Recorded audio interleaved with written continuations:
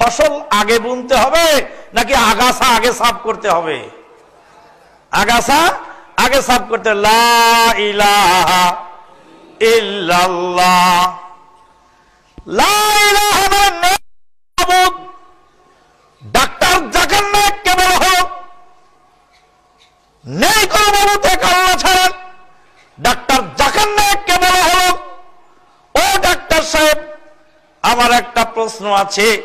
আমার এক আত্মীয় আছে নাস্তিক, নাস্তিককে আমি কেমন করে দাওয়াত দিব? নাস্তিক শুনলে তো আলেম মৌলবীদের গা জ্বালা শুরু হয়। ডাক্তার জাকির নায়েক হাসি মুখে কথা বলছেন আর বলছেন যে নাস্তিক তো ভালো মুশরিকের চেয়ে। কেন?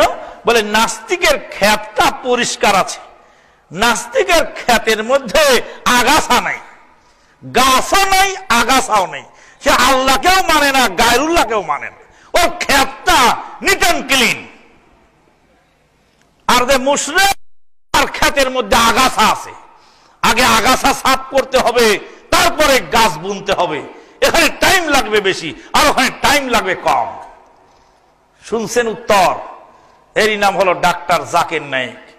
মৌলভী সাহেব যখন 50,000 টাকার কমে ওয়াজ করেন না, মৌলভী সাহেব যখন মিথ্যা কথা বলে ধর্ম ব্যবসা শুরু করেছেন, মৌলভী সাহেব যখন দুনিয়ার স্বার্থে টাকার গোলাম হয়ে শেখ বেদাতের সাথে আপোষ করছেন, মৌলভী সাহেব যখন বিভিন্ন রাজনৈতিক দলের তলপি বানাচ্ছেন, তখন আল্লাহ পাক একজন ডাক্তারকে খাড়া করে দিয়েছেন তার দিনের কাজ আদায় করার জন্য। একজন জেনারেল শিক্ষিত যুবক, সে লেখাপড়া করে কলেজে, সে ইসলাম বুঝতেছে, তার মনের ভিতরে দগদগে ঘা, তার বুকের ভিতরে অনেক জ্বালা পোড়া ইসলামের জন্য। খুলে দেখেন তো, ফেরে দেখেন তো ওই যুবকদেরকে। আমরা ছোটকালে দেখেছিলাম যে দাদা আর নানারা হারিকেন ধরায়ে লাঠি ভর দিয়ে ওয়াজ শুনতে যেতেন। এখন আল্লাহর ফজল ও করমে তরুণ উদীয়মান যুবকেরা ইসলামের দিকে যেভাবে ছুটেছে, আর বুড়ো বসে বসে এই চায়ের দোকানে গপ সপ করছে আর সমালোচনা শুরু করছে। যুবকেরা যখন ইসলামের দিকে ধাবিত, তখন বয়স্ক মানুষেরা ইসলাম থেকে বিচ্যুত তো হচ্ছেই, আর এই যুবকদেরকে ইগনোর করার জন্য, নিরুৎসাহিত করার জন্য যত রকমের পদক্ষেপ আছে সব নিয়ে বেড়াচ্ছে। একজন যুবক গেলেন এক আলেম সাহেবের কাছে, বললেন দেখেন তো বুখারীর হাদিস, এই যে এটা হাদিস তো পেলাম, এখন কি করব? তুই কি জানিস? তুই টাকনা থেকে কাপড় পরেছিস। সর্বনাশ, বলি কি এগুলি?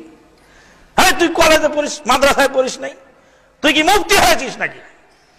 ডাক্তার জাকির নায়েক কি পড়ালেখা করেছেন? গভীর রাতে আমাকে ফোন করছেন এক মুফতি সাহেব। আমি বললাম doctor Zakir Naik sample MBBS doctor. তো বলছে ডাক্তার হয়ে উনি আবার ধর্মের কথা বলতে গেলেন কেন? বললাম যে ইসলাম তো সনাতন ধর্ম নয় যে ঠাকুর ছাড়া বলা যায় না। সনাতন ধর্ম ঠাকুর ছাড়া চলে না, কিন্তু আমার ইসলাম সবাই চর্চা করার অধিকার আছে, সবাই কথা বলার অধিকার আছে, যদি তার কথাটা অ্যাকুরেট হয়। সবারই বলার অধিকার আছে।